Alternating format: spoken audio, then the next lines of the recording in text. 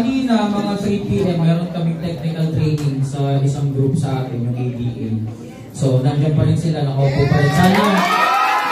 Sana huwag kayong magsawa, dire-diretso, no? So, there's a change of plan, and I know that we're expecting our COO, our Chief Operations Officer, Sir Miko, to handle the training. So, pasensya na po kayo, kasi alam niyo po, napakarami natin inaayos ngayon, okay? So, part of that, syempre, alam natin yung mga kailangang ayusin in terms of our development sa ating portal. Kaya okay lang po ba ako po muna yung magtutok ngayong mga portal? Yun, salamat po. Kasi kinakabahan kami, baka yung iba mag-alisan na pag nakita, hindi si Sir Miko yung magtutok. Uwi na tayo, no? So, ayun po, I am your BDO, I'm your Business Development Officer, Jed. So, ayun po, ilinawin ko lang, hindi po ako IT kasi pag nakikita ko ng iba, sabi IT daw po ako, hindi po ako IT ng company, kaya yung iba tuloy, pag mali yung placement, mali yung sponsor, mali yung encoding, ako yung nilalapitan. Tumutulong lang po kami for now, okay? Pero I'm one of the Business Development Officer, so nakatulong po tayo sa pag-conceptualize ng compensation, I don't want to call it compensation plan, compensation program. Kasi pag plan, pinaplano pa lang yung ating tumatakbo na Imagine mo, may mga nag-1 million na agad, di ba? May nakakalahating million. So, tumatakbo na. So, I'm one of the people na nakatulong sa compensation program. And even this Ascent program, Ascent training, part of these are some of my trainings na rin. Okay, so ano po ba experience ko when it comes to network marketing? I started in this kind of business at the age of 15. So, 15 anyos pa lang po, nagne-networking na ako. I was third year high school back then. Okay? And isa sa naalala ko dati ng third year high school ako, yung mga teachers namin, ang baon, 50 pesos, 100 pesos, di ba? Bigay ng mga misis nila, gano'n. Tapos naalala ko po ako may 500, 1,000 pesos, third year high school. And then after that, 18 years old po, yung pumunta ko ng Africa. So, I became a pioneer of one company. I'm the youngest trainer of one company in Africa. So, 18 anyos po, nasa Africa na po ako. Kaya yung po, sinishare ko para aware din po kayo na kahit paano may network experience din tayo. Kasi, ang thinking ng iba talagang operations. Ako ngayon lang po ako nababad sa operations because after our previous company, actually, nagtayo po ako ng 2 network marketing company. And talagang ano po ako, ang dami kong natutunan sa network, ang laki ng tuition fee ko sa network. In fact, I lost millions kasi after our previous company, may mga naging kaibigan ako. Alam nyo na, yung mga naglalaro ng sistema, yung kamada na tinatawag. Ayun po, and natuto ako kasi I lost millions nung sumama ako sa mga ganong klaseng tao. And blessing po, kasi 3 years ago, nung nagtayo ako ng first company, actually kapartner ko po is a celebrity, if you know Congressman Arjo Atayde. Nagtayo po kami ng company before, and after that, there's another company. Talagang yung frustration ko sa numbers, para ang company dapat hindi nakakamada. Okay, so kaya ganun katindi ang safety net ng company natin. Kanina napag-usapan namin yon, pero hindi natin pag-uusapan dito kasi hindi yun yung part ng training natin. So in terms of numbers, yan. Talagang matindi po yung frustration ko dyan. Kaya pagdating sa numbers, talagang inaral natin ng maigi yung numbers ng kumpanya natin. And then nakakatuwa po ang company natin ngayon. Imagine nyo, napakarami ng kumikita, di ba? Some people are asking me, Sir, ano po ba yung company natin? Pro company ba tayo? Hindi tayo pro company. Kasi kung pro company tayo, dapat wala tayong 20% direct referral. So imagine niyo pag ngayon na 35% pa executive package natin So kung pro company tayo, hindi natin gagawin yun. Hindi din tayo pro distributor. Kasi kung pro distributor tayo, dapat sobrang laki ng pairing natin. Diba? Hindi ganun kalaki pairing natin para ma-maintain natin yung compensation plan. Ang hirap naman, nag-workout ka ngayon, tapos next week, babalitan natin yung comp plan, diba? So, kaya hindi tayo ganun. So, hindi tayo pro company, hindi tayo pro distributor. Ang kumpanyang to, pro masipag to. Kung sino yung mas masipag, siya yung kikita talaga sa company natin. Okay, palampakan naman yung mga masisipag dyan. Yung iba, hindi makapalakpak pa lang, hindi ka na sinisipag. Okay, sa simulan na po natin ang training sa by the way, alam nyo na po ba kung ano ang Ascend? Okay, so ang Ascend is Attitude, Skills, and Clarity Education for Network Development. Kaya hindi lang po basta-basta salita ang Ascend, okay? Ascend is the educational system of Ascendra. Ang nakakatuwa po, tayo yung kumpanya na pagsimula pa lang meron ng education system. Okay? Bakit? Di ba sinabi po ng ating CEO, Sir George, sabi niya, ang hirap kasi sa network, kadalasan dinadaan sa tsamba. Kaya pag tinanong, paano ka kumita upline? Chamba, di ba? Ang nangyayari, pag chamba, ang hirap ituro. Kaya tayo may sistema. So yun yung Ascend, okay? So Ascend is your clear flight path to success. Okay? Sabihin nyo nga, clear. Clear. So ang ginamit natin storyline dito is parang ano siya, flight. Diba? Hindi ka pwedeng lumipad hanggat hindi clear yung flight. Okay? So dyan po pumapasok yung clear. Okay? So ano ba yung clear? Pag-usapan natin itong Ascend. Okay? Kung ang tingin nyo sa Ascend, basta-basta sistema lang na ginawa, hindi po.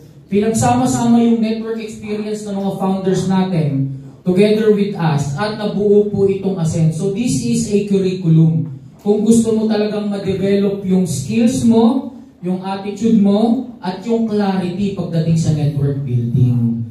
So hindi na natin kailangan na, di ba, from our previous companies kasi, pagka lalapit ka sa isang tao, papamentor. Ang kagandahan doon ay, yung mga nagme-mentor sa'yo, iba-iba pa ng tinuturo.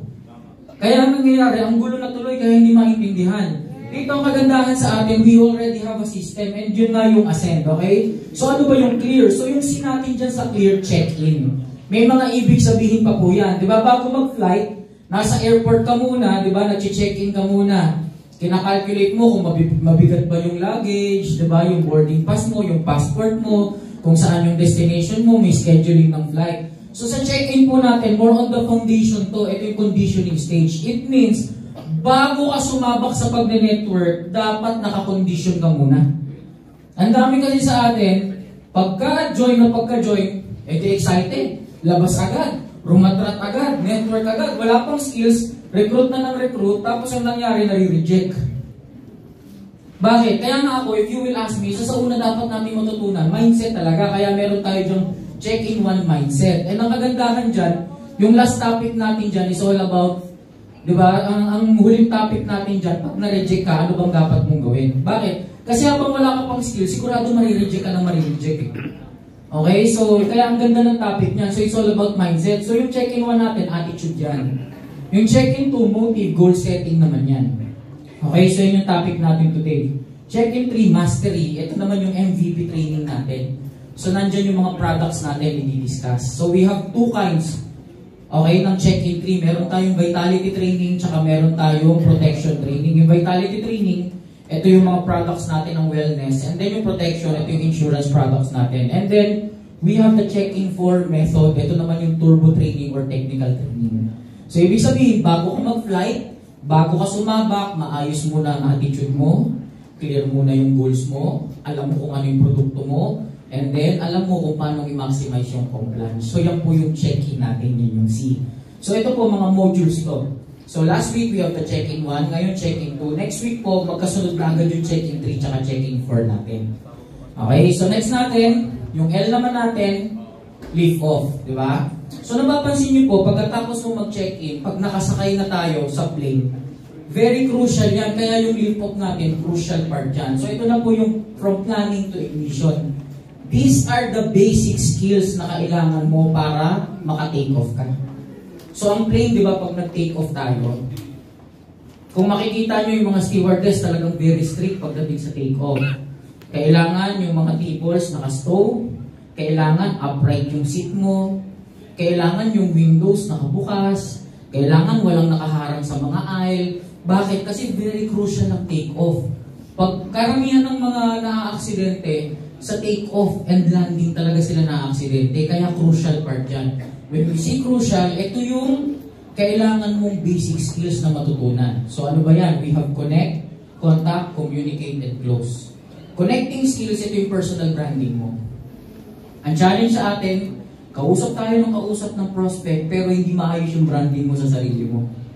Kaya kahit gano'n ka kagaling mag-present ng business, pag hindi ka nakakonekta, wala din. So yung connecting natin, yan yung hindi ka pa nagsasalita, konektado ka na. Okay, so yun yung una, connect. Then we have contact. Ito naman yung prospecting. After prospecting, yung pangatlo natin, communicate. Ito naman yung presentation, presenting the business. Kanina sa training namin, pinag-usapan namin kung gaano ka-importante yung presentation skills. And then, sa closing naman natin, lift of 4, ito naman yung persuasion. Okay, so mga modules din to. So after mo ng C1, C2, C3, C4, meron kang L1, L2, L3, L4. Kaya I recommend, sino po ba rin tinaka-attend last week? Wow, ang dami. So karamihan sa atin na naka-attend, I recommend na huwag nating i-miss to. Kasi later on, magkakaroon tayo ng mga workbooks at saka mga passports dito. So every time mo ma-attend ka, kailangan pipirmahan. Hindi ka pwedeng umattend ng next session hanggat di mo na-attendan yung previous session. Okay, so ganyan yung process ng ascent natin. Okay, and then after lift off, we have elevate. So pagkatapos mo mag-lift off, mag-elevate ka pa. Sa elevate, ito naman yung, di ba sinasagupa mo na yung mga clouds eh. Okay, so yan. Kanina yung pinag-usapan natin basic skills. Dito naman sa elevate, mga advanced na skills naman to. Okay, kaya nga ako, believer ako ng basics. Hindi pwede mag-focus ka sa advanced nang hindi mo pa natututunan yung basics. Kung baga sa basketball, hindi pwede natutunan mo yung 3 points nang hindi ka muna marunong ng mga short range shots. Okay, so bago mo matutunan yun, kailangan, yung mga advanced skills, kailangan naka-basic skills ka muna. So yung check-in at saka yung lift-off, kailangan ma-attendan muna natin bago tayo maka-attend ng mga elevate. Itong elevate naman, mga masterclass to on demand. Okay, so ito naman yung challenging stage. Alam mo na yung mga basic skills. Kaya lang kulang ka pa ng mga advanced skills. Okay? Same thing sa pagpapalipad ng aeroplano. Ito na yung mga sinasagupa mo na yung mga ulap. Yung mga bagyo kasi wala ka pa dun sa cruising altitude eh.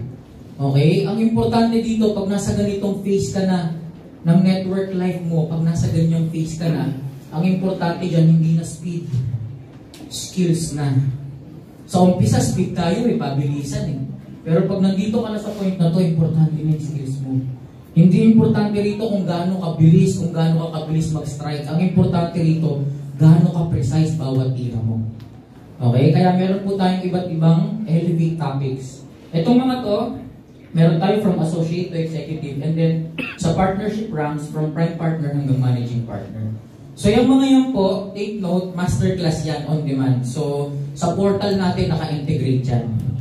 Kaya lang, hindi mo maaatinan yan hanggang di mo pa nadadaanan yung check-in at saka lift-off.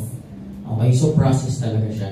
And then, next, we have the alignment. Sa alignment naman, pag nakalagpas ka na sa mga ulap, yan na yung 30,000 feet. Okay, yan na yung tinatawag na cruising altitude. Okay, so pag nasa 30,000 feet ka na, dito na yung kahit papano, nai-enjoy mo na yung sarap ng income, kahit papano, di ba, kumikita ka na. Pero ito lang, ang thinking kasi ng karamihan, kaya ako nag-network because of passive income. They don't really understand what passive income is. Ang ini-expect nila yung passive income, wala na akong gagawin, kikita na lang ako. Hindi po yun ang passive income. Pag sinabing passive income, minimal effort, maximum return. Naiintindihan po? Minimal effort, maximum return. Ibig sabihin, mas konti yung effort mo pero mas malaki yung ini-income mo. Pero hindi ibig sabihin nun, no effort, maximum return. No. Okay? So minimal effort, maximum return. So yan po, pagka-alignment, ito na po yung ano natin, alignment summit natin. Yung alignment summit po natin, team building po ito. Okay, so magkakaroon tayo ng team building. So bago kayo ma-qualify sa team building, dapat napagdaanan nyo muna yung check-in at saka lift-off. Okay, so meron tayong topics about leadership, inspiration, integrity, impact, influence, and illumination. So ito na, motion matching the mission. Kailangan yung galaw mo sumasabay na sa mission ng Asentra. Dito na yung mga tao na kina-qualify natin as leaders. Okay? Next natin, syempre pagkatapos niyan, yung final na natin, yung R, yun na yung reach pag nakarating ka na. Okay? So, ang expectation ng iba, ito po nagiging problema sa network marketing. And ayaw na mangyari ng Asentra to. Okay? That's why si Sir George, ito talaga yung in-emphasize niya. The destination is sustained discipline. Yung destination dapat natin, sustained discipline. Bakit? Pansin nyo po, ang daming mga naging top earner ng mga iba't ibang kumpanya, ang daming mga kumita sa network. Nung una, ang mindset, ginagawa ko yung network para sa pamilya ko. Pero yung naging dulo, nasira ang pamilya dahil sa network. Yun po ang ayaw nating mangyari. Okay? Kaya ang gusto ni Sir George, kahit makarating ka na sa 3 matataas na position, enterprise partner, brand partner, legacy partner, tuloy-tuloy pa rin ang mentoring. Okay? So, meron pa rin tayong mga mentoring dyan. Okay? So, maganda po ba yung Ascent program? Yes! Let's be proud kasi tayo lang yung merong ganyan. Imagine mo sa Ascent program pa lang, sulit na yung enrollment package.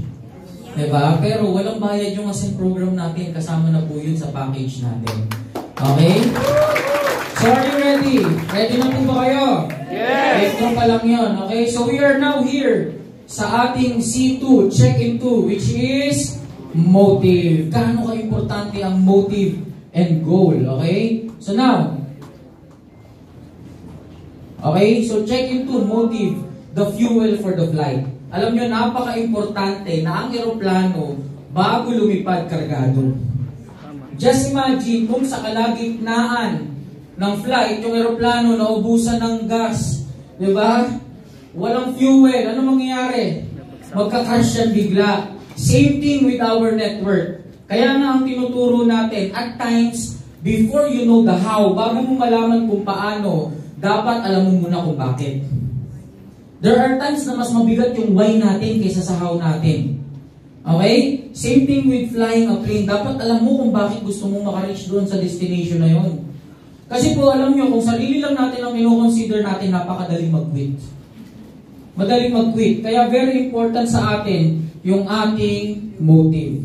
But before that, pag-usapan natin, so this is goal setting, okay? Pag-usapan muna natin. So usapang goal tayo, pag-usapan muna natin kung ano ba ang kaibahan ng dream at ng goal? Diba? So, sino po bang makakasagot sa akin dito? What's the difference between a goal and a dream? Sige. Deadline, okay? Google yan. Diba? Pag ginugel mo, a goal is a dream but with a deadline. Tama naman, walang maling sagot. Sige po, sino pa? Sino pa makakapagbigay ng sagot ng difference ng goal and dream? Wala? Wala pa tayong kasama rito. Sige po. The difference between goal and dream. Sir, sige. Yung dream, inaabot mo yung pangarap. Yung goal naman, meron ka tinatarget. Yun. So yung dream, inaabot yung pangarap. Yung goal, may tinatarget. Okay, pares may inaabot. Sige. Sino ba po? Wala na? Ako kasi every time I ask question, ito lang po para kilala nyo ako. I always want tangible. Kanina, di ba? Tangible na answers. Ako po, kung tatanungin nyo ako, very basic lang ang difference ng goal at ng dream. Ito lang po yan. Dream is happening when you are asleep and goal is happening when you are awake. Nangyayari yung dream pag tulog ka eh. Nangyayari yung goal pag gising ka. Diba? Kaya nga, pag sinabi ka na naginip ng gising, hallucination yun.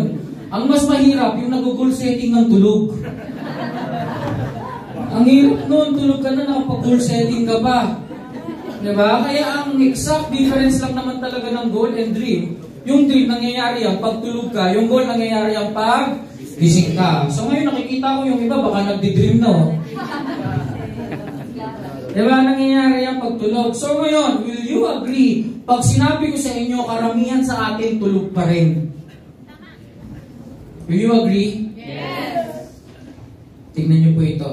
Tuturuan ko kayo ng dream conversion cycle. Okay? Paano ba maiko-convert yung dream na yun? Paano ba yung natutulog, diba, na pangarap, which is dream, maiko-convert natin sa goal? Sino dito may pangarap? Sige. Ito, favorite ko ito, si Danley. Pag nakikita ko yung smile nito na, ano to eh, contagious yung smile nito, mapapasmile ka na rin eh. Pati pag titiktok nito, ano ka rin. Brother, ano pangarap mo? Anong gusto mo? Bahay, sasakyan, isa lang. Bahay. Bahay, okay. Ngayon, sino dito gusto magkaroon ng bahay? Very good. Ang tanong ko sa inyo, gusto nyo lahat magkaroon ng bahay? Dahil gusto nyo magkaroon ng bahay. Ang bahay ba, panaginip ba siya? O goal mo na siya? Dream ba siya o goal na siya? Goal. Sino nagsabing goal? Sino nagsabing dream? Sino nagsabing di ko alam? Mas marami yan. Okay. Pag sinabi mong gusto mong magkaroon ng bahay, nananaginip ka pa lang. Diba? Dream pa lang yun. Okay? So yan. Dream it. Okay lang yan. First step yan eh. Kumbaga sa consciousness natin, yun yung unang ladder eh. Yun yung unang hakbang eh. Sige, pangarapin mo. Diba? Kung ano yung gusto mong bahay. If you visualize your best future, dream pa lang yan. Bakit? Hindi pa kompleto yan. Panaginip pa lang yan. Bakit? Kayo lang ba gusto magkaroon ng bahay? Bakit? Sa dinabi namin ng bahay sa Pilipinas at sa dinabi-dami ng gustong magkabahay sa Pilipinas, bakit konti pa lang yung totoong may bahay talaga sa Pilipinas? Bakit marami sa atin rumirenta pa lang? Ibig sabihin, nananaginip pa lang. Diba? So that's your dream. I-visualize mo. Kaya lang, visualization is not enough. Ang kailangan dyan, kung gusto mo talagang matupad dyan, dapat i-define mo. Make it specific. Anong klaseng tirahan ba yung gusto mo? Anong klaseng tirahan yung gusto mo, Danley? Gusto mo ba condo? Gusto mo bungalow? Gusto mo up and down? Gusto mo building? Anong klase? 2-story kasi may lot na. 2-story. O may lote na. Very good. At least kalahati ng dream mo, nagiging goal na. So 2-story. Okay, 2 palapag. Ano pa? Ilang kwarto? Hanggang di nyo nasasabi kung ilang kwarto. Diba? Wala yan. Ilang kwarto? 4 na kwarto. Bakit 4 na kwarto? Hindi, huwag mo na sagutin. Okay, 4 na kwarto, di ba? Actually, importante yan. Kahit restroom, importante sa akin eh. Napaka-specific ko pagdating sa CR. Gusto ko maraming CR yung bahay. Di ba? So, ilan ang CR, di ba? Ilan yung makaka-park. So, ngayon, na-specify mo na, di ba? Naging specific na. Ang problema, paniginip pa lang rin yun. Ang pinaka-importante sa pangarap mo, ma-convert mo na ng peso. Gaano kamahal o kamura, magkano ang budget mo? Bakit? Kasi ang pangarap, hanggat hindi mo na i-convert sa pera yan, pangarap pa rin yan. Kasi ang pambili mo ng pangarap mo, pera. Kaya hindi ako naniniwala sa mga taong hindi nakakapagpasaya ang pera. Nakakapagpasaya ang pera. Kailan kayo nakakita ng walang pera pero sobrang saya? Medyo masaya, pwede. Pero hindi ako naniniwala sa walang pera pero sobrang saya. Walang ganun, di ba? So ngayon, ito Danley, next question. Ito na importante na visualize mo na. Alam mo na kung ilang kwarto, kung ilang CR, kung ilang sala, ilang TV meron dyan, ilang ref meron dyan, ilang kusina meron dyan. Ang tanong, magkano? 5M. 5 million? Hindi nga. Kasya na yun? Sa province kasya dito. Sa province. So, nagagalit yung asawa mo, liit daw.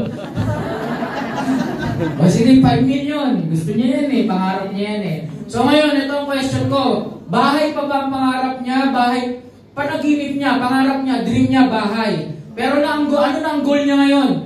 Pera. 5 million. So now, this is my question. Hindi na bahay, 5 million na. Yung 5 million, ano ba yun? Dream pa din ba yun o goal na yun? Sino nagsabing goal? Sino nagsabing dream? Sino nagsabing hindi ko pa rin alam? Okay.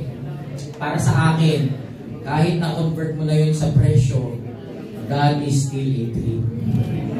Pangarap pa din yun. Yes, na-visualize mo na. Yes, na-specify mo na at na-presyuhan mo na. Pero kulang yan. Dream it, define it, and divide it. Oo nga, may 5 million ka nga, hindi mo na maalam kung kailan mo kikitain yung 5 million. Kaya ang importante, magkaroon ka ng sinasabi niya kanina, timeline. Okay? So yung 5 million, gaano katagal? 3 years. Kailan mo gusto? 3 years bago mag-5 yung anak ko. Bago mag-5 years old. Bago mag-5 years old yung anak mo. So in 3 years time, kailangan kumita tayo ng 5 million. Hindi lang kita yan. Siyempre may gastos ka pa everyday. Yes. Ibig sabihin, kukunin mo yan aside sa pinanggagastos mo, diba, pang mobilize mo. Kaya nga ang kagandahan kay Ascendra, ito po nakakatuwa kay Ascendra eh. Hiwa-hiwalay ng essential, expansion, at saka enjoyment account natin. Diba? Sa ibang kumpanya, pag pumasok yung pera mo, ang thinking mo, pera mo na agad dyan eh. Kaya pag winidraw mo, gastos na agad. O tapos anong solution natin sa ibang kumpanya? Kailangan ko kasi gastosan yung downline ko kasi keeping eh. Ba't kinikip mo ng pera? Kasi hindi nyo makip ng attitude, hindi nyo makip ng skills. Kaya nga tayo, ini-equip natin kayo ng skills para hindi nyo na kailangang i-keeping nung hanggang madaling araw kung ano ginagawa nyo. Diba? Kaya tayo may ganitong training. Para yung results nila, magka-resulta din sila, hindi nahihingi ng pang-keep sa inyo. Kasi ang totoong nakikip, yung mga taong may resulta, naniniwala ba kayo? Yes! Kahit gano'ng kaganda attitude niya, kung walang resulta yan, 3 taon, 4 na taon, 5 taon, baka ikaw na magpa-quit dyan eh. Tigil ka na kaya. Ang ganda ng attitude mo, kaya lang, wala na talagang income eh. Kailangan gastusan kita ng gastusan, ikip kita ng ikip eh. Keep ka ng keep, yung kilikip mo naman, hindi productive. So para saan yung keeping? Kaya ako isa yan sa term na hindi ko gusto sa network yung keeping. Kalahating milyon yung income ko, 300,000 doon pang keeping.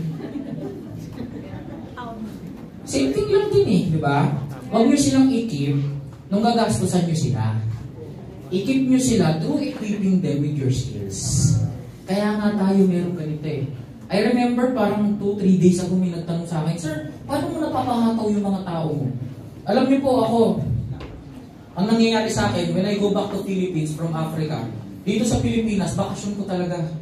Totally wala akong ginagawa. Na-experience ko everyday, pumapasok sa akin 30,000, 40,000. Daily yun. Kaya ang ginagawa ko, gumigising lang ako ng 4:30 kasi sa previous company, before 5, dapat maka-encash ka na. Nung nagdi-daily payout pa ha. So nag-i-encash ako 4:30, tapos tulog ulit pagdating ng tanghali, mga bandang hapon, pumasok na yung pera. Tapos, gala na. Diba? So na-experience ko yung ganung buhay. Na-experience ko na everyday, diba, kumikita ng ganung amount. And alam nyo, nakakatuwa, kahit nasa Pilipinas ako, nasa Africa yung mga tao ko, tuloy-tuloy yung income. Hindi kailangan ng keeping. Ang kailangan, equipping. Okay, malinaw po? Yes. Na-experience ko kaya, from our previous company, marami sa inyo hindi nakakakilala sa akin kasi pag anniversary, wala talaga ako sa Pilipinas. Nasa Africa ako pag anniversary. Kasi pag anniversary po, daan-daan, minsan libo yung downlines ko nagpupunta sa Pilipinas. So isipin mo, ikikip mo lahat yun. No? Sige, dyan kayo sa Pilipinas, sa Africa ako. Pagtaas ng anniversary, tsaka na lang ulit ako uuwi. Diba? So kidding aside, importante yung na-equip natin. And alam niyo po, in Africa, yung mga ibang downlines ko po, sa previous company, meron ng 4 na company ngayon ng mga top earners doon, downlines ko. Until now, they are messaging me. Salamat, tinulungan mo kami sa business namin. I equip them. Hindi lang sa kumpanya nagamit, even in other companies nagamit nila, nag-dominate sila. So, ang tanong ko sa inyo, how many of your downlines are you equipping? O ang ending, kinikip nyo lang din sila? Okay? Kaya ang importante dito, divide it, break it into months, weeks, days. 3 years. 3 taon. Okay? So 3 taon, ibig sabihin, kung 5 million yan, pumapatak na parang 1.7 million yan every year. So 1.7 million, mas maganda, i-divide mo pa rin siya hanggang weekly, monthly and weekly. So 1.7 million, ibig sabihin, pumapatak na nasa 100 plus thousand. At least 100, magkano? 141. Mga 141,000 per month. And then 141,000, divide mo naman yun per week. Bakit importante ito? Ako ito yung lagi kong tinuturo kasi importante na hindi mo lang siya dinidivide. Dream it, divide it, and ang pinaka-importante, daily strike. Pag nagawa mo yung daily strike, yun na yung goal, hindi na siya dream. And para sa akin, importante yung daily strike. Bakit? Kasi alam niyo po, ang hirap sa atin, ang New Year's resolution natin, every New Year lang. Kagaya ko, yung New Year, ang New Year's resolution ko, magpapayat. So ngayon, July na, lagpas na ng kalahating taon, di pa rin nahihit. Ang mahirap nun, if you are reminding yourselves of your goals, tapos monthly, di ba, minsan every 6 months, minsan yearly, na-realize mo, tapos na yung 1 taon, walang nangyari. O next year na lang ulit, di ba? Pag monthly, okay ba pag monthly? Para sa akin, hindi pa rin. Monthly is the same. Ibig sabihin, 1 buwan. 30 days yung naubos mo, tapos nung na-recall mo, di ba, makikita mo, sayang, hindi ko na-hit 30 days na yung nasayang. Kaya ang pinakamaganda niyan, kung yung 141,000 per month, i-divide mo ng per day yan. Di ba? Divided by 30. Magkano yun? 141,000 divided by 30. Magkano? 4-5? Oh, safe to say, 4-5. Ibig sabihin, ang kailangan mo araw-araw, 4-5. So, ang kagandahan yan, pag daily strike yan, pag today hindi mo naabot, the following day, at least alam mo, hindi na 4-5 ang target mo. 9,000 na. Pag hindi mo pa rin na-hit, the following day, 13,500 na. Pag hindi mo pa rin na-hit, 18,000 na. Diba? At least nalalaman mo kung magkano yung kailangan mong i-hit daily. Pag nagawa niyo yung daily strike, then it's not a dream anymore. Hindi na pangarap yun. Na-convert mo na yung pangarap mo into actual goals. Kaya if you will ask me, Sir, Paano ba abutin yung goals? Very simple.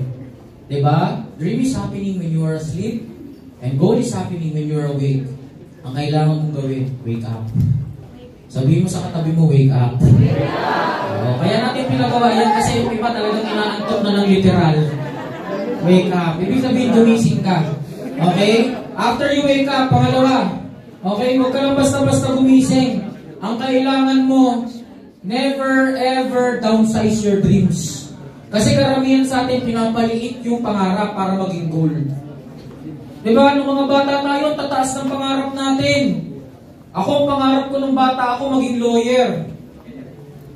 Tapos na-realize ko, yung 4 years sa high school, hirap na hirap ako makasurvive. 10 years pa pala sa college yung lawyer. Economics na lang. O tapos 2 years na ako sa college, networking na lang.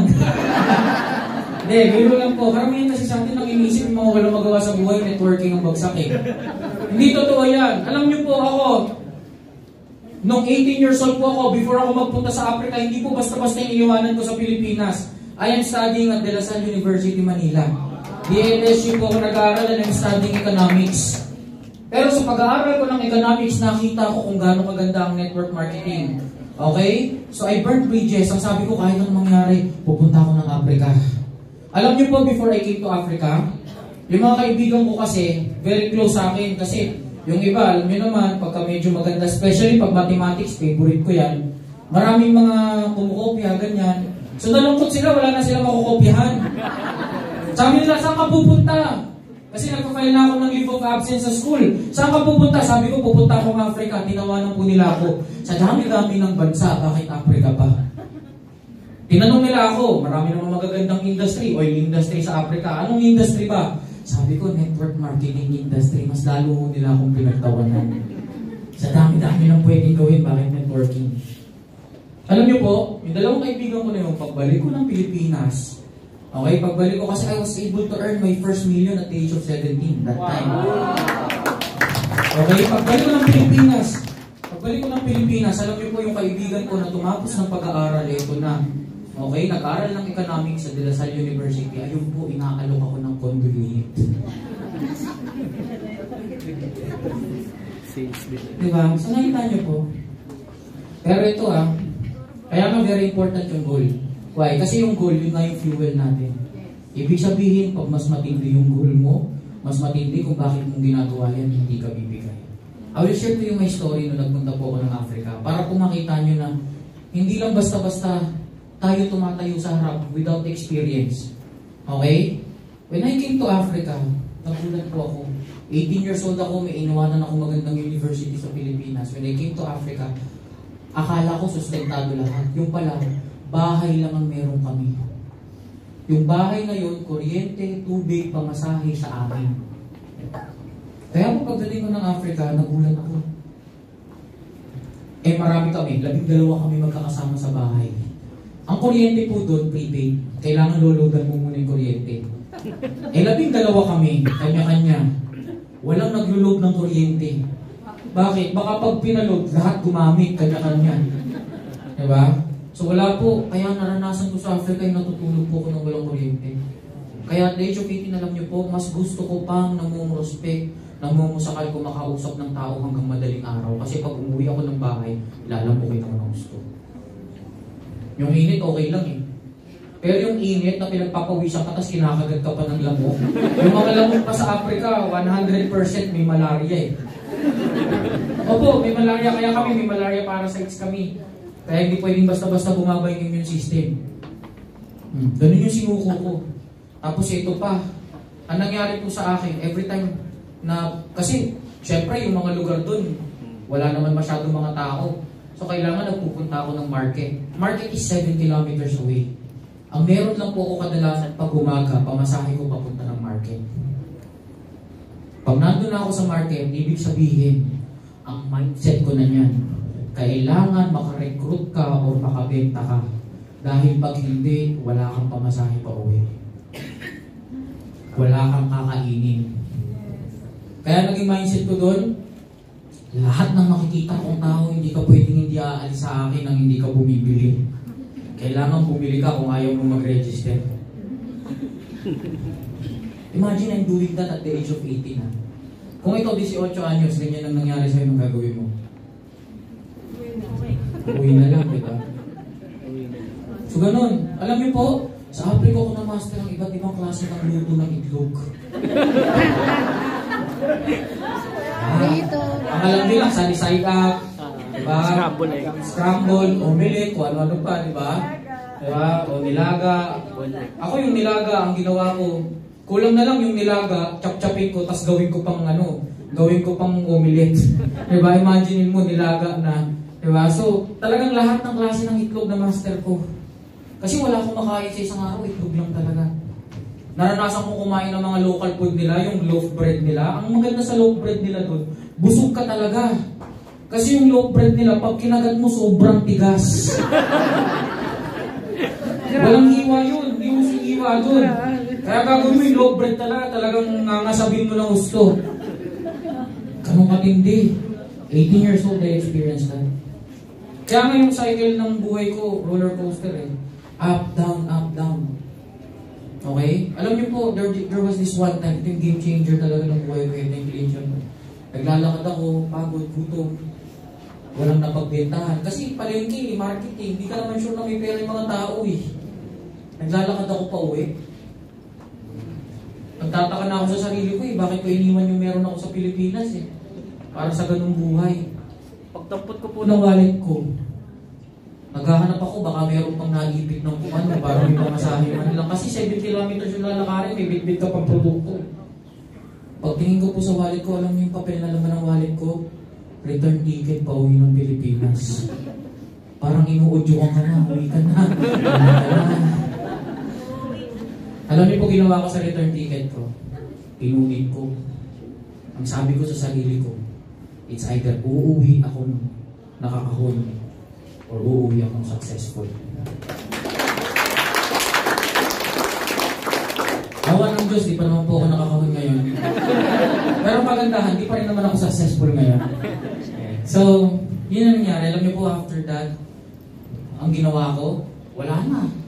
Wala ka ng return ticket eh. Hindi ka na makakauwi ng Pilipinas. So, ang ginawa ko po, that is Ghana, Africa. From Ghana, nag-travel ako by land papuntang Nigeria. So, Ghana, Togo, Benin, 3 border yung dinaanan ko. 4 na border yung dinaanan ko bago makarating ng Nigeria. Ito pa pinakamatindi. May bitbit akong mga products. Pagdating sana ng Nigeria, ibibenta ko. Yung mga products na yun, bawat customs na babawasan. Pagdating ng customs sa Nigeria, ubus, kinuha lahat. Walang-wala ako. Kaya kung naranasan ko doon, nakitira ako kung kani-kaninong Pilipino. Kaya kilala po ako sa Filipino community doon eh. Baby boy ako ng mga karamihang doon eh. Kasi pagka may inuman, ako yung tagabasag ng yelo. Para lang mabuhay. Alam niyo po doon, ang ginawa ko, meron ako parang malong ko eh, yung kumot. Tinahi ko yung gilid. Parang ang gagawin ko, saan man ako mapadpad, yun na yung, isusukso ko yung sarili ko doon. Yun na yung kumot ko, yun na rin yung phone ko, tapos yung bag ko, yun na yung hihigaan ko.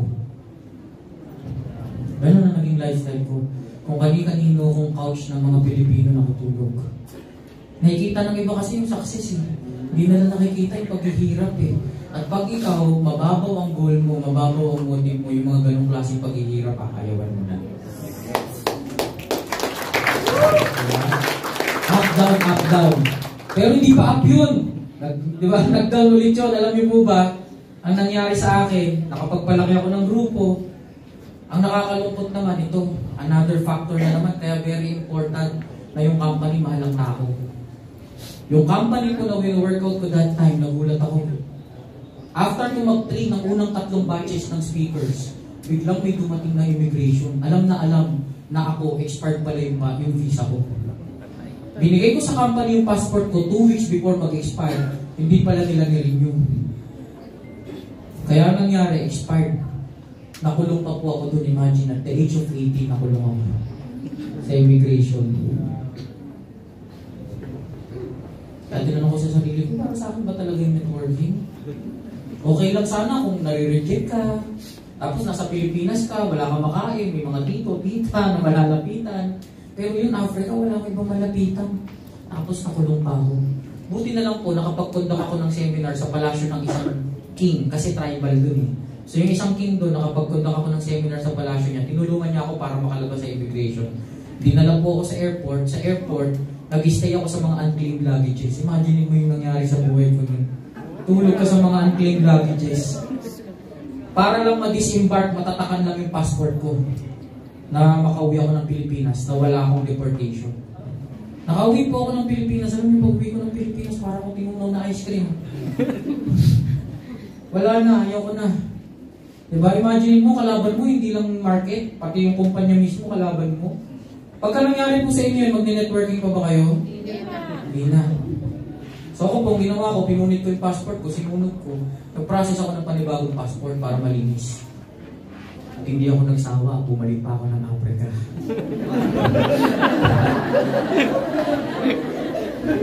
Ganun po, totoo nangyari, bumalik ako ng Africa. Ito maganda. 3 beses pa akong bumalik ng Africa, nagdala ko ng iba't ibang kumpanya, awa ng Diyos, walang kumpanya na nagtayo talaga. Panay close lang ako ng investor. Until nabalitaan ko yung previous company natin, magtatayo sa Africa, sumabay po ako. Alam niyo po nangyari sa akin? First month, I have more than 1,200 registration. Naabot ko po yung pinakamataas na position in less than 7 months. And alam niyo po, more than 100,000 yung iniwanan kong downline sa Africa. Kaya nga sabi ko sa inyo, up down ng buhay ko eh. Okay? And ang kagandahan dito, pagka ikaw yung tipo ng tao, mababaw ang goals, ayaw ka. Kaya lagi kong sinasabi, network marketing is for everyone. But not everyone is for network marketing. Hindi namin pinagdadamot ang networking, ang MLM, para sa lahat yan. Kahit wala kang skills, pwede sa'yo to. Pero hindi lahat nagsasucceed. Ang nagsasucceed lang, yung may matitino at matitibay na goals.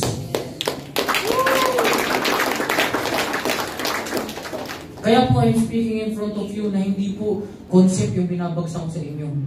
It's actual experiences, mga tunay na pangyayari sa buhay. Na kung mahina-hina ang goal mo, ikaw mismo hindi na magtutuloy-tuloy. Kaya very important yung daily strike. Importante na inaaraw-araw mo yung goal mo. Para pag medyo nanghihina ka na, medyo tinatamad ka na, paalala mo sa sarili mo, ano ba yung goal ko? So now, there are 4 P's. May 4 tayong dapat tandaan in setting our goals. Okay? Ano yung 4 P's na yan? Number 1, okay, your goal should be, ang goal mo dapat positive. Kailangan positibo. Okay? Alam ko ng mga panahon ng pandemic, pag narinig natin yung positive, kinakabahan tayo. Okay? Pero pag sa goal natin, dapat positibo. When I say positive, you need to have a goal greater than yourself.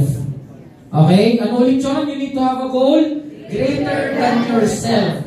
Bago mo iset yung goal mo, dapat alam mo to. Dapat ang goal mo, mas malaki kaysa sa sarili mo. Bakit? Kung sarili mo lang ang goal mo, pag nahirapan ka, ayaw ka na.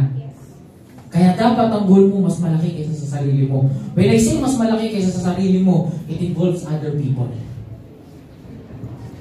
Sino ginagawa itong business para lang sa sarili nila?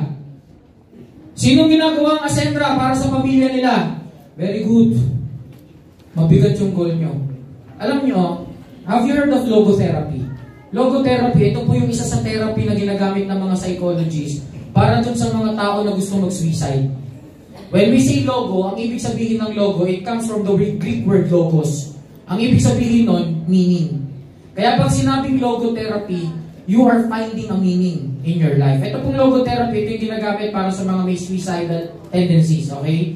Ang nag-create po ng logotherapy is Viktor Frankl. Si Viktor Frankl, isa siya sa mga Jew. Okay? Isa siya sa mga Hudyo na nakaranas ng Holocaust. Alam niyo po yung Holocaust? Diba? Yung mga Germans, talagang tinutorture, pinapahirapan yung mga Hudyo. Alam niyo po yung higaan nila before, yung mga Hudyo, ang higaan po nila, di ba uso sa atin yung double deck? Sa kanila hindi lang double deck, triple deck, quadruple deck, ganyan yung higaan nila. Tapos, saktong-sakto lang po yung katawan ng mga tao, yan yung ulo, ito yung katawan. Ganyan sila nakahiga, top view yan. No? Tabi-tabi. Kaya alam niyo, doon pa lang sa higaan nila, ang dami nang namamatay. Pag may nagkasakit, hawaan lahat, patay. Despite that, marami pa rin lumalaban para mabuhay. Kaya ang ginagawa ng ibang mga German, talagang sinasaktan. Ang favorite nilang gawin, yung talampakan, binubutas. Pagbutas, lalagyan ng asin. Tapos tatahiin. Ganun kasakit. Pagka ganun nang nangyari, mas gugustuhin mo na lang na mamatay na. Kasi nga sobrang sakit eh. Tapos yung iba, pag lumalaban pa rin para mabuhay, binabalutan nila ng gulong. Okay? Tapos sinusunog. Kaya yung pagka umapoy yung talagang dumidikit, lapnos. Ang daming ganun ng experience. Pero alam niyo po, ang dami pa rin lumalaban. Ngayon, si Viktor Frankl, ang ginawa niya, kinausap niya. Yung mga, kasi di ba pinapatay na lang yung sarili nila eh. Yung mga gustong mabuhay, yung mga lumalaban, kinausap ni Viktor Frankl. Yung sagot ng iba, ang sabi ng isa, lumalaban ako kasi pinangakuan ko yung fiancé ko, napapakasalan ko siya. Gusto kong mabuhay kasi pinangakuan ko yung parents ko, natatayuan ko sila ng bahay. Iba't iba yung dahilan kung bakit nila gustong lumaban. Pero alam niyo po, ang common denominator bakit nila gustong lumaban, they have reasons greater than themselves. Kaya gusto nilang mabuhay, hindi para sa sarili, para sa pamilya nila, para sa mga mahal nila. Kaya gawin natin itong asendra para sa pamilya natin, para sa mga mahal natin sa buhay. Kaya nga sabi namin, sana wag mangyari na ginagawa mo yung networking para sa pamilya mo, ang networking, ang dulo, sisira sa pamilya mo. Okay? So your goal should be positive. Sir, paano pag negative yung goal ko? Good news! Pag negative yung goal mo, tapos naabot mo, wala din kwenta.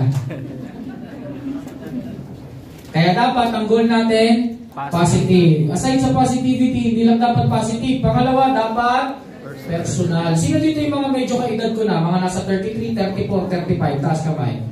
Yun, no? Yan. Naalala nyo ba nung panahon natin? Kasi sa batch namin, almost half ng mga kababaihan sa batch namin, nag-nursing.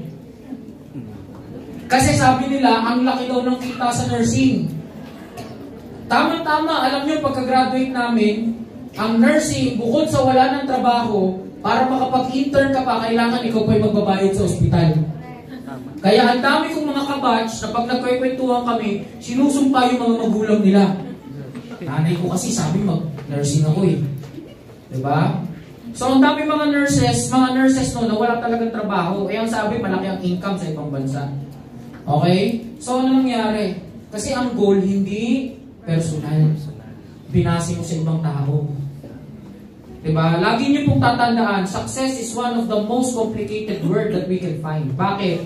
Kasi ang description, ang meaning ng success for every people ay iba-iba, different. Pwedeng ang success sa'yo, pera. Pwedeng ang success sa'yo, pamilya. Pwedeng ang success sa'yo, sasakyan. Iba-iba ng success. Kahit na sasakyan, iba-iba pa rin eh. Pwedeng ang gusto mo, di ba? SUV, ang gusto ng isa, ang success sa kanya. Di ba? Kotse ang dinadrive. Iba-iba eh. Kaya pag tinanong mo yung success, iba-iba meaning ng mga tao dyan. Kaya nga, dapat i-define mo yung success sa sarili mong terms. Huwag kang umasa sa term ng ibang tao. Sasabihin sa inyo, Apply, alam mo, para maging successful ka, dapat may sasakyan ka. Hindi naman pala marunong mag-drive. Dapat ikaw mismo mag-define ng success mo, dapat personal yan. So, hindi lang dapat positive yan, dapat personal. Kanya-kanyang success. Pwede nga success sa akin, hindi success para sa inyo eh. Kaya nga diba sa AI forum natin, iba't ibang aspeto ng pag-asenso, hindi lang naman financial eh. Pwedeng health, pwedeng knowledge and skills. Iba-iba tayo, kaya dapat, kung isi-set nyo yung goal nyo, dapat ang goal nyo, personal. Okay? Next, aside from its personal, dapat ang goal nyo, possible. Posible. Ang kagandahan doon, nakapag-goal ka na, positive na siya, personal na siya, kaya lang yung goal mo pala, mabayaran ng utang ng Pilipinas, hindi posible. Okay? Bakit? Importante yung may possible ka na goals. Diba? Kaya dapat yung goal natin, ito yung isa sa kailangan natin matutunan. Why are we having this? Kasi po sa Ascendra, hindi na tayo dapat nag-hype ng mga tao. Sa Ascendra, ang importante sa atin, possible na goals lang. Kaya nga ano po yung tinuturo natin? Sa Ascendra, ang kailangan mo lang gawin, pagtrabahuhan mo lang yung essential. Kaya ito very important na alam natin to ha. Sa AI forum natin, di ba meron tayong 3 accounts. Ano yung 3 accounts natin? Essential, expansion, enjoyment. Marami sa atin hindi pa alam yung 3 yan. Pag sinabi natin essential, ito yung pagkukuhanan mo ng expenses mo.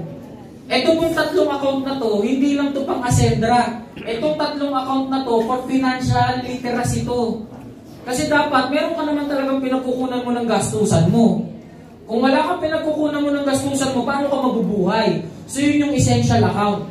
Pangalawa, meron tayong expansion. Yung expansion natin, ito yung savings mo. Importante din yan. Imagine niyo po, pag wala kang savings, paano pag nagkaroon ng emergency? Paano? Di ba? Pagka nag-i-inflate yung pera, lumiliit yung pera, ikaw, sakto-sakto lang, wala kang naiipon. Wala din. And pangatlo, hindi lang po expansion. Importante rin yung enjoyment. Okay? So, ito, panggastos. Ito, pang-ipon. Ito, okay, pang-enjoy ng buhay mo. Ganyan yung tamang arrangement niyan. Pag may pumasok sa'yo, unahin mo yung gastos, yung essential, yung kailangang paggastusan. Tapos, isunod mo yung ipon. Ihuli mo yung layaw mo. Eh, ang nangyayari pag may pumasok sa atin, layaw mo na. Pag ubus na, tsaka mangungutang ng pangangailangan. Kaya nga meron tayong 3 financial problem doon, di ba? Yung unang financial problem natin, hindi sapat ang essential account. Ito yung mga tipo ng taong kapos. Kaya ang ganda sa AI forum natin, natatarget natin yung mga taong kapos. Pangalawa, yung walang savings. Ito naman yung mga taong sakto lang. Ibig sabihin, yung pumapasok, ginagastos din. Tapos yung pangatlo, ito naman yung mga taong inuuna ang enjoyment. Ito naman yung mga tao na may sobra, hindi lang kayang i-allocate ng tama. Kaya lahat, target nyo sa AI forum, yung mga kapos, yung mga sakto lang, tsaka yung may mga sobra na hindi na-allocate ng tama yung pera nila. Kuha niyo po? Yan ang itinuturo natin sa Ascendra. Hindi yung pagdating ng tao, milyon-milyon agad yung nasa... Diba, milyon-milyon agad yung pinangsilaw mo eh. Dito, kikita ka ng milyon. Eh yung tao may 50 mil, hindi pa nakakahawak sa buhay niya. Diba, nabaliw lang, nasilaw lang. Pag uwi ng bahay, pabawiin sa yung pera. Mas kailangan ko pala yan. Hindi mo pinresenta ng maayos yung business eh. Diba? Kaya nga yung goal na yan, very important yan kasi yan din yung naka-align eh. Kung ano yung goal mo, yun din yung sineset mong goal sa ibang tao. Mamaya po, may papakita tayo dito. Okay, may papakita tayong tools. Starting today, ibibigay natin sa mga founding partners yon. So kung sino po yung mga founding partners na apply nyo sa grupo nyo, kunin nyo po sa kanila po kayo makipag-coordinate. Ito po, kung paano mo tatargetin yung essential account mo. Bakit? Kasi ang kagandahan kay Ascendra, targetin mo lang yung kailangan mo, yung essential para sa pamilya mo. Yung savings mo, sagot na ng kumpanya. Naiintindihan mo po? Pagtrabahuan mo lang kung magkano yung pangangailangan mo, yung ipon mo, sagot na ng kumpanya. Kung nasa labas ka, sabihin natin nagtatrabaho ka, kumita ka ng 50 mil sa isang buwan, yung 50 mil, pwede bang yun na yung pinanggastos mo, yun pa yung ipon mo? Hindi eh. I-allocate mo. Ito, maganda. Pagka nagkaroon ka ng 50 mil sa essential, igastos mo yun, kailangan mo yun. Bakit? Kasi yung expansion, sagot na ng kumpanya yan. Kuha niyo po? Bakit? Kasi pag nakapag-direct ka, di ba pag nakapag-direct ka, natatrabaho mo yung essential mo. Pag pinosisyon mo na yung mga direct mo, pag nagbanggaan na yan, pag nag-binary, nag-unilevel at nag-override na yan, pag nag-turbo na yan, another income na naman yun. Mamaya po, ituturo ko sa inyo yung essential account monitoring. So ito yung tamang pag-goal set na ng mga downlines natin. Hindi na ito yung hyping. Okay? So ibig sabihin, yung goal mo dapat possible. And lastly, malapit na po tayo matapos. Yan ang favorite natin, yung last eh. Diba? Favorite number, last. Lastly, hindi lang siya kailangang positive, hindi lang siya kailangang personal, hindi lang siya kailangang possible. Dapat prioritized din siya.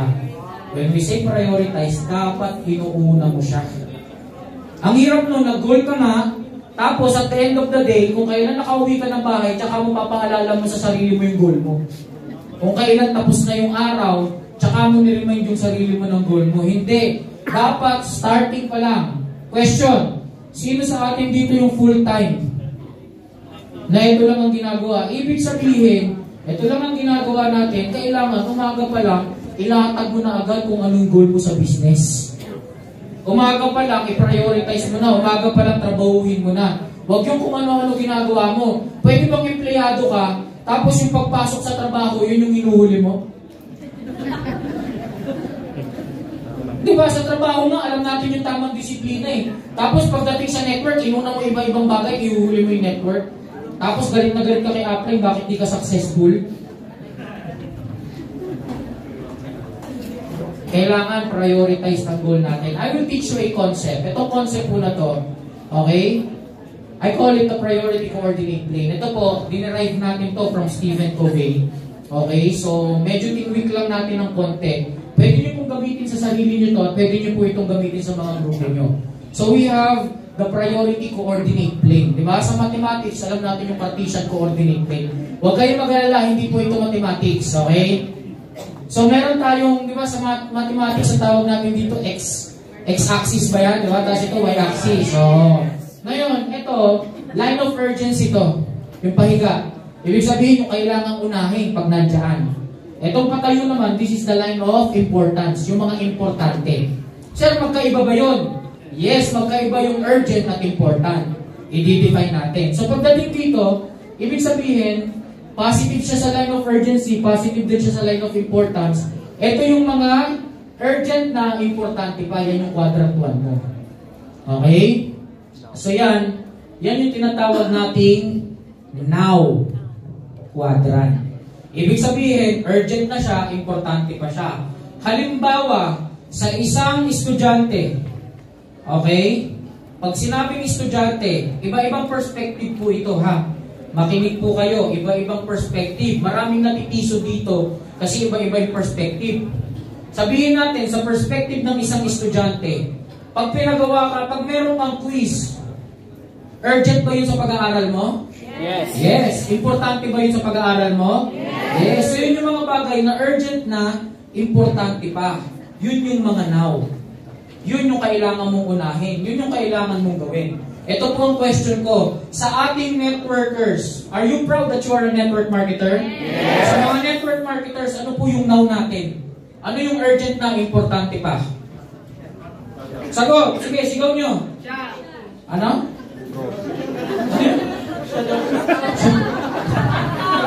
Okay. Sa network, okay? Perspective ng isang networker. Ano yung now natin? Action? Good. Training, now ba to? Yes. Okay, training, kailangan, okay? Pero hindi yan. Ang pinaka-hinahanap kong sagot. Sige po, ano yung now? Ano? Pay in. Okay, pero huwag natin gawin pay in. Kasi ang sabi ko nga, sa business natin sa Ascendra, hindi pay in ang importante, leaders ang importante. Pag one account, kailangan leaders. Pero ito, okay? Ang pinaka-importante sa business natin, yung now natin, ito yung mga activity. Downlines. Hindi upline, hindi crossline. Kaya kung kayo, tingin kayo ng tingin sa upline nyo, hindi yan ang importante sa business. Diba? Sir, yung upline ko, hindi ako sinusuportahan. Hindi ka naman kikita sa upline eh. Saan ka kikita? Downline. Okay? So ngayon, ang now natin sa business natin, downlines. Bakit ka uma-attend ng training? Makakatulong ba yun sa pagkuha ng downlines? Yes! Anything na gagawin mo na makakatulong sa pagkuha ng downlines, now mo yan. Why? Because the more downlines you have, okay? Hindi the more chances of winning, ha?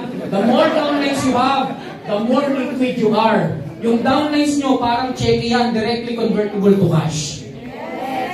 So pag mas marami kang downline, mas marami kang income. Saan ka nakakita nung walang downline tapos ang laki ng cheque? Nakakabada, di ba? Pero, pagka-usapang network business, ang now mo dapat, downlines. Kaya nga, itong term na to, quadrant 1, ginagamit na namin yan. Okay? Kami nila Sir Miko, if we are arranging something, hinahati na agad namin dito sa quadrants. Bro, ano itong ginagawa mo ngayon? Quadrant 1 ba natin yan? Pag quadrant 1, gawin yan. Okay? So ito yung mga urgent and important. Next, yung quadrant 2 naman natin, ito naman yung mga, okay, ito naman yung mga non-urgent pero important. Okay? So dito siya. Papunta siya sa left, so hindi siya urgent. Left side ng urgency, pero nasa taas siya. So important pa rin siya. So ito yung mga non-urgent and important. Sa isang estudyante, halimbawa, ang career, importante ba siya? Yes! Yes, kaya ka na nag-aaral eh. Pero ang tanong, urgent ba siya? Yes! Hindi. So meron tayong mga ganun. Yung mga bagay na importante para sa atin, pero hindi necessary na yun na gawin mo. Yun yung mga pinaghahandaan mo. Kaya ang tawag natin dyan, preparation quadrant. Prepare. So sa buhay natin sa network, ano yung mga yan? Ano? Ano yung mga pinaghahandaan? Ano yung mga gusto mong ma-achieve? Diba? Ano? Halimbawa, gusto mo magkaroon ng car. Diba? Car. House. Oh, first million. Okay, yung mga yan, resulta lang yan ng marami kang nice. Kaya pag ikaw, ito ang tinutukan mo, ito ang finokus mo, nawawala to. Kaya kang lagi kong tinuturo, don't focus on making millions. Focus on creating millionaires. Huwag kang mag-focus, di ba? Kagaya niyan, sa mga previous companies kasi natin ang nasa utak natin, especially pag binary tapos multiple account, ang nasa utak natin, pairing, banggaan, hanggang mamatay ka ng pairing lang nasa utak mo eh. Hindi mo nare-realize yung pairing na ginagawa mo, wala, niinuuto mo lang yung sarili mo. O, di ba? Multiple account ka. O, tapos ang gagawin mo dyan, o ito, projectin natin to. Bawa si Kevin, projectin natin to. Oh. Ang gagawin mo dyan, pag pinaproject mo yan, may mga waiting to, nauubos. Pagtapos mong projectin, sino next pa projectin natin? Si Grant naman. Grant, ito naman, projectin natin. Diba? Ka, hindi mo naisip. Pinanggawa mo sa sarili mong effort. Sarili mo ng effort din naman. Nauubos na naman yung waiting. Uy, ubos na. Hanap na naman tayo ng panibagong times 2, panibagong times 3. Nasa isip mo, times 2, times 3. Alam niyo po sa Ascendra, hindi times 2, times 3 importante. Ang dapat nasa isip niyo, 2 years from now, 3 years from now, ano yung income mo? Yes! Nasa isip mo agad, times 2, times 3. So ito ka ngayon, para mag times 2, times 3, register ka, associate. Tapos niregister mo buong pamilya mo, associate. Ang galing, 7 accounts, puro associate. Paano lalaki grupo mo niyan? Pipigilan mo mag-executive eh. Dapat lahat ng sasali sa'yo, associate lang para hindi masayang yung points. Pag may nag-executive sa ilalim, instead na 10K yung kikitain mo, tigsi 600 lang. Ano naman kung tatlo yung babanggaan, tigsi 600 lang naman. Mano bang kaysa gawin mo yan? Mag-isang executive account ka. Kaya nga napakaganda na naka-executive account ka kasi wala ka ng pangingilagan sa business mo. Kahit ano pumasok sa ilalim, okay lang yan. Higop ko lahat ng points niyan. E pag-associate ka. Teka lang yung downline mo, sabi mo, muna mag-consultant. Associate lang muna. Associate mo si upline eh. Diba? Wala kasi nasa isip, multiple pairing, bangga-banggaan. Hindi. Ang tunay na income natin sa business natin, nasa override. Override is more purposeful. May purpose ang override. We are talking about motive, di ba? We are talking about purpose. Ang purpose ng override, tulungan mo kumita yung mga direct mo. Para pag kumita sila, may 10% ka sa income nila. Yes. Para kumita ka ng tax sa kanila, di ba? Pero hindi natin ibabawas yun sa income nila. Ito, tignan nyo. Kaysa gawin mo to, kaysa mag-multiple ka, siningit mo yung buong pamilya mo, ang gawin mo, isang account. Di ba? Tapos, lahat ng tao, ilagay mo sa ilalim. Ang kagandahan kasi niyan, di ba, pagka in-spill mo sa kanila yan, ang kagandahan yan, kung ito, sabihin natin si Kevin to, nag-produce ng 100,000. Yung 100,000, binary volume, para siya kumita, gagawin niya 50,000, 50,000. Hindi mo in-spill eh, kasi ginawa mo, register mo buong pamilya mo eh. Kinalat mo yung mga leader mo, tapos 600 lang lahat ng pasok.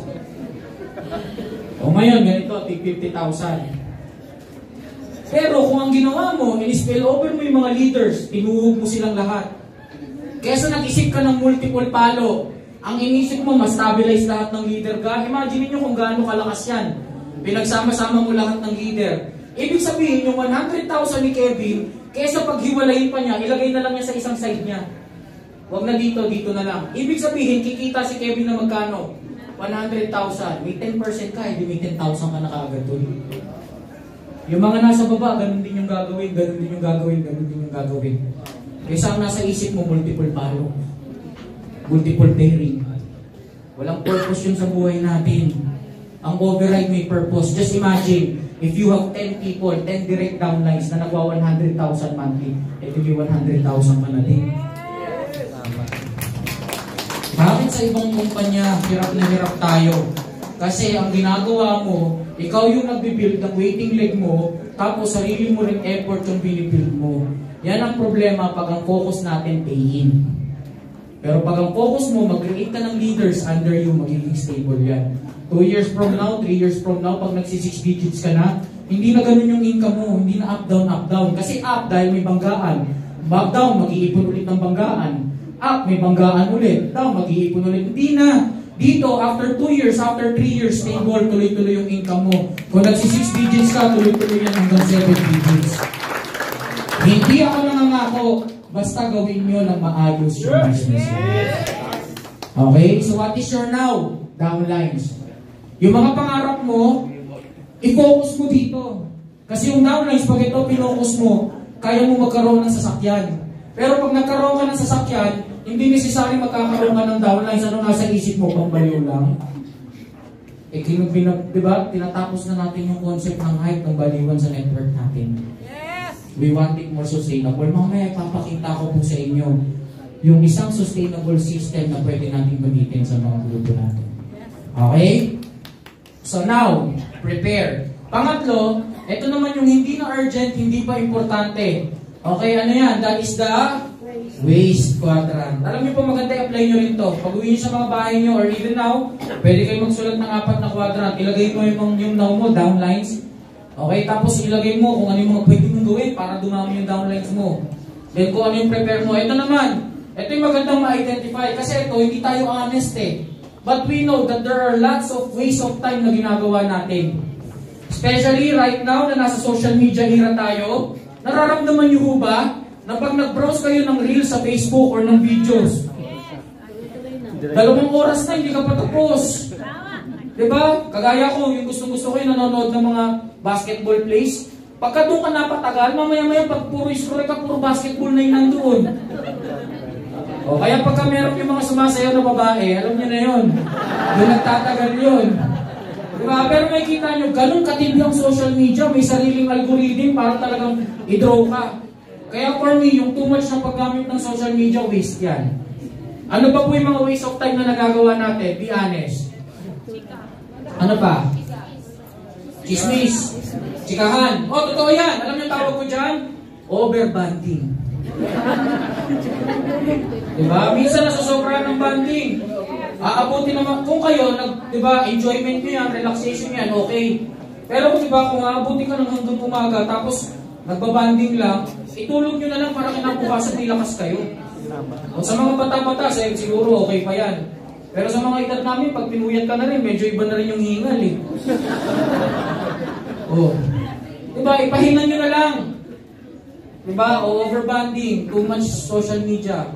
Kailangan i-identify nyo kasi lahat po tayo nabiyayaan lang ng 24 hours a day. Walang labis, walang kulang. Walang 25 hours sa isang araw dito. Magiging productive ka on how you use it. Kaya nga lagi kong sinasabi, being busy is different from being productive. Iba ang busy sa productive. Kaya pag kinausap mo, o kamusta ka na, apply, busy lang. Huwag dapat busy, dapat productive. Kasi may kakilala naman ako, hindi sobrang busy pero productive eh. May mga kilala rin ako na laging busy pero walang production. Huwag tayong maging busy, maging productive tayo. So yung waste na yan, anong kailangan gawin dyan? Dapat i-eliminate nyo na yan. So lista nyo yung mga waste, yung mga aksayang nagagawa natin sa oras natin. And then lastly, quadrant 4, ito naman yung mga urgent pero hindi importante. Okay, halimbawa sa mga estudyante, household chores, may papagawa sa bahay. Urgent yun, di ba? Yes. Pero hindi naman importante sa pag-aaral. Pero kailangan gawin mo. Sa atin, sa network, meron din. Sino dito yung mga magulang na may mga batang anak pa? Ayan, minsan pag kailangan silang alagaan, urgent sila. Pero hindi sila important sa business natin. Take note, hindi ko sinabing hindi sila importante. Hindi lang sila importante sa business. Kaya nga sabi ko, iba't ibang perspective eh. Okay? So ngayon, ito yung mga challenge na nararanasan natin sa buhay natin. Ako po, meron akong isang downline na kinausap before in my previous company. Sabi niya, sir, mag-quit muna ako sa business or stop muna ako sa business. Bakit? Kasi yung nanay daw niya may sakit. So yun, urgent yun. Ibig sabihin, pag meron may sakit, kailangan mong alagaan. Pero yung nanay mo, hindi naman siya important sa business. I mean, hindi siya substantial part ng business. Okay? So yun yung mga bagay na kailangan balansehin natin. Alam mo ito yung sagot ko sa kanya. Ano ba perspective mo? Ang perspective mo ba, isa kang anak? O ang perspective mo ba na mas mabigat, isa kang networker? Kasi pag anak ang perspective mo, unahin mo yun. Pero pag networker ang perspective mo, unahin mo yung business. O ngayon, baka isipin nyo, si Sir naman walang puso, binaw na yung business. Ganito po ang explanation ko dyan. Tinanong ko siya, ikaw ba, magbabantay ka sa nanay mo? Ilan ba kayong magkakapatid na pwedeng magbantay? Ikaw lang ba? Meron naman daw. So, ibig sabihin, meron pwedeng magbantay. Ang next na question ko sa kanya, sa perspective naman ng business, sa inyo ba, marami bang kumikita? Sabi niya, wala. Siya lang daw yung kumikita. So sabi ko, tingnan mo maigi, ang daming pwedeng magbantay. Tapos, ibubuhos mo yung oras mo sa pagbabantay. Samantalang, kahit gaano kayo magbantay, kung wala kayong pera, hindi nyo mapapagaling yan. Eh, ikaw lang yung may kaya ng kumita para sa pamilya mo. Kita niyo po yung priority minsan? Minsan tricky. Minsan may naisip kang kailangan ko kasing unahin to eh. Pero hindi mo nakikita yung the other side na in the long run, hindi naman gagaling yan kung wala kang pampagamot dyan eh. Kaya that's the problem when we are talking about priorities. And ito lang po, kaya minsan, diba, kaya ako papapiliin nyo sir, international or Philippines, minsan mas masarap sa international eh. Kasi mas malinaw yung priorities ng mga ibang lahi kaysa sa priority ng Pilipino eh. Mga Pilipino, ayoko na siyang mag-network. Bakit? Kasi namatay yung pinsan ng atin ng kapitbahay ko. Ang layo! Ginamit na dahilan. Kuha niyo po?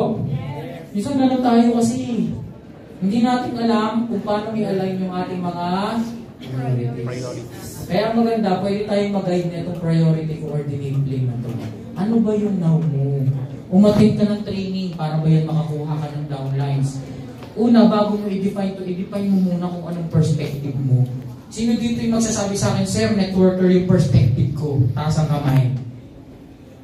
Kunti lang yung iba, hindi networkers ang perspective. Diba? Kung network ang perspective nyo, kailangan lahat ng gagawin nyo now makakuha ng downlines. Training, good. Prospecting, that's good.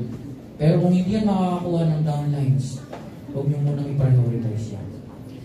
Malinaw po ba? Yes! Okay, so now, meron po ako sa inyong ibibigay na guide in setting your goals, okay? So, bibigyan ko po kayo ng guide.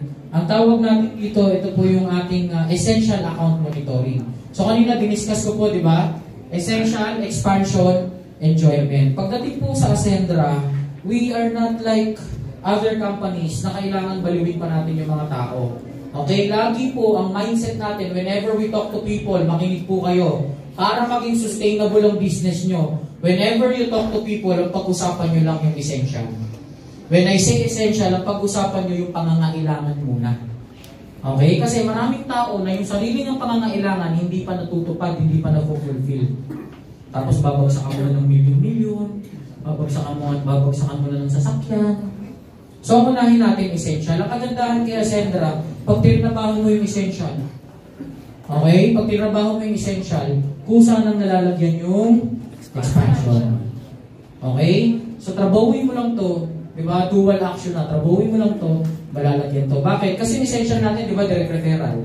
Yes. So, ibig sabihin, pag nakadirect ako, kunwari executive, may 40,000 ako. Another executive, 80,000. Pang essential mo na yun, pang gastos mo na yun. Yung ipon mo, pag pinuwesto mo na sila, yung unilevel tsaka binary, kung saan ang kakarga sa turbo natin yun. Yes. Okay? Kaya ngayon, may tuturo tayo sa inyo na essential account monitoring. Paano i-set yung goal? Always remember na pagdating sa goal, di ba, it should be positive. So, ibig sabihin, you need to have reason greater than yourself. It should be, di ba, kailangan personal, pang sarili, huwag mo idama ibang tao. Possible, dapat posible. Kung ano lang talaga yung pangangailangan. Tapos, pang-apat, diba? Prioritize, okay? So ngayon, ito ang magandang gawin. Every time you talk, clear down lines, gamitin po natin to.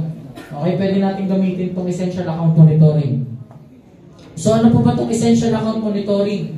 Okay, so ito po, ito yung list ng mga direct. Pwede kahit hindi direct, kung maliit pa lang naman yung grupo, magkaroon kayo ng list neto. Okay? So ito po, bawat members na ilalagay nyo dito, pag kinausap nyo po sila, if you talk to them, for example ako, bro, anong name mo? Ivan, brother, Ivan, bigyan mo dito saglit, okay? So si Ivan, kunwari si Ivan yung direct downline ko. Ivan, ang pag-uusapan natin dito, yung needs mo. Take note, yung needs mo, hindi yung wants mo. Pangangailangan mo lang muna, enough lang to survive. Huwag yung sobrang laking income, okay? So ano ba pangangailangan mo? Maganda po dito, meron tayo ditong essential account calculator. Okay, so may calculator po tayo dito. Okay, so yan, halimbawa, Ivan, basic needs muna. Magkano yung kailangan mong budget pampagkain mo, pampagkain ng family mo? Hindi, monthly na yan. 15,000, yan. Okay, 15,000. So, ibig sabihin, sa food, gagastos ka ng 15,000. Okay? Next, pagdating sa bahay, nagre-renta? Hindi, may sariling bahay. Okay, so wala nang binabayarang mortgage, walang rento, meron pang monthly. Wala na, okay? So ngayon, kung merong monthly, pwedeng dagdagan nyo rin yan. Kaya sabihin na lang natin, sir, nagbabayad ako ng 10,000 para sa bahay. Okay? Next, clothing. Di naman laging nabili ng damit. Sabihin na lang natin, ipon-ipon lang ako, sir, ng at least 1,000 every month para sa clothing. Ang kagandahan pala dito, itong mga to, kung mapapansin nyo, iba yung total expenses mo.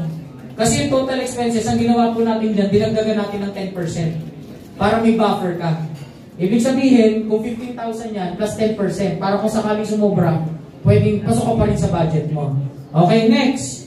Mga monthly bills mo, electricity, magkano binabayaran nyo sa kuryente? 9,000. Uy, laki na kuryente nyo. Sabihin natin, 9,000. Okay? Next, pagdating sa tubig, water bills, 1,500.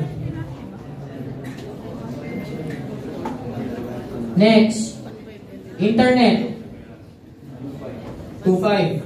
Ano yun, 120 gig na yan, no? Oh. 2,500. Okay, next, ayan, so, others, meron ka pa bang ibang bills na, ano, diba, credit card, mga ganyan? Wala naman. So, walang others. Okay? So, ngayon, ito na yung running expenses. Okay? Next. May anak. School fees. Wala. Kung may school fees, kung mayroong mga anak, pwedeng ilagay din dyan. Diba? Halimbawa, 10,000, 15,000 monthly. Okay, next. Transpo, car. Panggasolina, tsaka mortgage. Pagsamahin na natin. 4K, pamasahe lang yun. Ano? Gasolina na lang. 5,000 para sa transportation every month. Next, load. Sa mga load, mga internet na lang naman ang importante, no? 400, okay. Lagay pa rin natin, 400. Others, brother, pamilya. Nagpapadala ka ba sa parents? Nagbibigay? Magba naman, 4,000 monthly, okay. So ngayon, ang kagandahan dyan, alam natin kung magkano yung kailangan mo every month. Alam nyo ba, ang dami yung kausap na yung monthly needs pa lang nila hindi nila alam. Kaya magtataka ka rin paano ka nakakasurvive, di mo alam yung monthly needs mo. So eto, pag kinausap nyo sila, kung ano lang yung pangangailangan muna. Okay, kaya dito, may dalawang tayong mindset. Ivan, dalawang mindset natin. Pagkausap nyo sila, first mindset natin, gagawa natin ng way kung paano mo marireach to every month. Pangalawa, hindi lang gagawa natin ng sistema kung paano mo marireach to every month. Second neto, kung ano lang yung budget mo dito, pakiusap, yun lang yung gagastusin mo per month. Okay? Para maging financially literate din yung kausap nyo. So na, maliwanag na, 53,240. So para sakto, dagdagan na natin, gawin na natin 54,000. So ang kailangan ni Ivan every month, 54,000. Okay? Ngayon, ito maganda dyan. Ilagay natin yung name niya dito sa kabilang sheet. Okay? Ngayon, naka-promo pa tayo, kaya ang computation nito promo pa. Ibig sabihin, naka-base tayo sa promo price. Okay? So ilalagay natin dyan. Pag nilagay niyo yung name nila, Pag nilagay mo yung name niya, ano ang apelyido mo, brother? Reyes. Ivan Reyes. Ayan. So makikita nyo, pag nilagay nyo yung pangalan nila dyan, makikita mo na agad kung ilan yung participant. Ibig sabihin kung ilan yung total na number ng mga gustong makahit ng essential accounts nila every month. So ngayon, magkano nga yung usapan natin, Ivan? 54,000. So ito na yung target mo, 54,000. Okay? Ito maganda. May specify mo pa kung anong enrollment. Anong enrollment mo? Executive. Okay, good. Executive. At least mas malaki-laki yung income. Diba? Executive. So ang gagawin nyo rito, ilagay nyo lang lahat. Halimbawa, naglagay ka ng isa pang pangalan dyan. Halimbawa, si Jed. O. Pagka nilalagay nyo yan, nadadagdagan yung participant. Okay? Matik yan. Ngayon, ito. Ang target natin. So ganito gagawin natin, Ivan. Every day, maganda kung sa grupo nyo meron kayong GC, magre-reporting kayo doon.